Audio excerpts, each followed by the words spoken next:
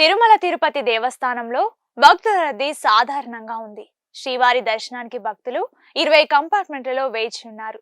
దర్శన టోకెన్లు లేని భక్తుల దర్శనానికి 20 నుంచి 24 గంటల సమయం పడుతోందని తిరుమల తిరుపతి దేవస్థానం అధికారులు తెలిపారు.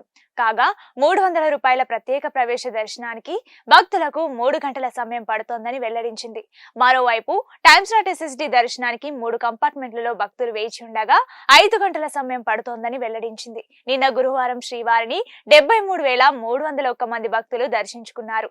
26,242 మంది భక్తులు తలనీలాలు సమర్పించారు. శ్రీవారి హుండీ ఆదాయం 4.14 కోట్లుగా లెక్క తేలిందని టీటీడీ అధికారులు తెలిపారు. శ్రీవారి దర్శనార్థం తిరుపతి స్థానికులకు 2025 జనవరి 5న స్థానిక దర్శన కోటా టోకెన్లను టీటీడీ జారీ చేయనుంది.